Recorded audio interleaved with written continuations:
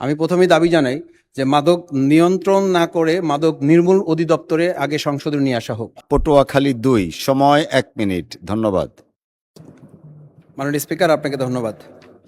আমি আমার নির্বাচনী ইশতেহারে জনগণকে আশ্বস্ত করেছিলাম নির্বাচিত হতে পারলে 60 দিনের মধ্যে মাদক নির্মূলের ব্যবস্থা করব। কিন্তু আমি পরে যখন বুঝতে পারলাম যে মাদক নির্মূল অধিদপ্তর না, মাদক নিয়ন্ত্রণ অধিদপ্তর, তখন ভাবলাম নিয়ন্ত্রণ করা যাবে, নির্মূল করা যাবে না। আমি প্রথমেই দাবি জানাই যে মাদক নিয়ন্ত্রণ না করে মাদক নির্মূল অধিদপ্তরে আগে সংসদে নিয়ে আসা হোক।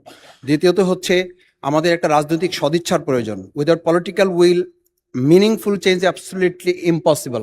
আমরা যদি এটা ধরি তাহলে লক্ষ্য করি, আগৈলঝড়ায় কয়েকদিন আগে আমরা দেখেছি যে একজন মাদক সেবীকে ধরা হয়েছিল, এজন্য 100 লোক থানায় গিয়ে হামলা করে পুলিশদেরকে আহত করেছিল, থানা ভাঙচুর করেছিল। আমরা যদি রাজনৈতিক সদিচ্ছায় না আসতে পারি তাহলে মাননীয় স্পিকার আমরা কি করে এটা সমাধান করব? সেই জন্য আমি মনে করি রাজনৈতিক সদিচ্ছার পাশাপাশি বাবু গয়েশ্বরচন্দ্র রায় বলেছিলেন যে এটি তো স্বরাষ্ট্রমন্ত্রী জানার কথা যে ইয়াবা বদির অবস্থা কি, তার পরিবর্তন কি হলো। সুতরাং সেই জায়গাটা আমাদের সমাধান। ধন্যবাদ মাননীয় সদস্য।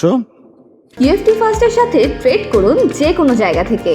ক্যাম্পাসে ক্লাসের ফাঁকে, ঢাকার জ্যামে বসে কিংবা ঘরে বসে ট্রেডিং এখন হাতের মুঠোয়। তাই ট্রেড করুন যখন খুশি, যেখানে খুশি।